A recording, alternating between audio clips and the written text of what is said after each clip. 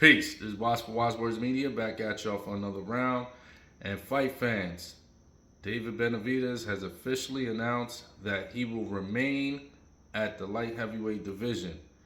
And this means that he will no longer pursue the fight with Canelo Alvarez because Canelo Alvarez has blatantly, overtly, has completely ran away from David Benavidez, ducking him so much to the point that David Benavidez said, you know what, I'm done.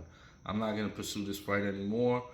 And this is terrible news as a fight fan. Terrible news, especially if you're Mexican and you have the Mexican pride, because the Mexican style is it's a fan favorite. We all love the Mexican style. We all love that toe-to-toe. I mean, I'm a boxing purist. I train in boxing. I'm a boxing purist. I love boxing. I love the art and science behind it. You know, the ability to hit and not get hit. But come on now.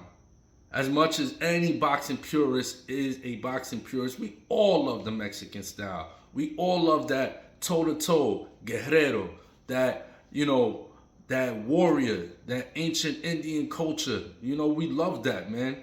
We love seeing that ancient culture lived out today in present times, man. That Azteca warrior, that guerrero style, that toe-to-toe.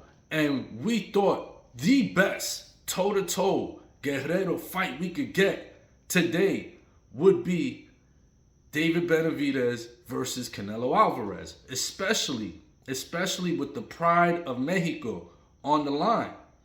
Like, this is for bragging rights. So, you know, which made absolutely no sense when Canelo said, I'm Mexican, I represent Mexico, I don't fight Mexicans. That's BS. Go tell that to Eric Morales and to babyface assassin Barrera. Morales and Barrera, two Mexicans, put together three of the greatest fights in boxing history, all over Mexican pride. You know, it don't make any sense. But in any event, he didn't have no problem fighting a fellow Mexican when he fought Chavez Jr. and most recently Munguia, right? He ain't no Mexican, or I represent Mexico there. But anyway, he ran out of excuses. He just blatantly started saying, I fight whoever I want to fight. So David Benavidez hearing that, he's like, man, you know what, this guy, I'm not pursuing that no more. I'm draining my body to stay at 168 because he wanted the chance to fight for undisputed champion. He wanted to make history. Only 8 fighters in boxing history in the 4-belt era have done this. So he wanted to be the 9th guy. However, Canelo had other plans. Canelo was running far, far, far away from him. And therefore, Benavidez said, you know what, I'm done. The only fight I was going to continue to drain myself and stay at 168 for was for Canelo, but Canelo don't want to fight, so he has turned his attention to remaining at the light heavyweight division, where he made his debut earlier this year at that weight class. You know, some questions arise after it because he didn't seem to have the same pop in his punches.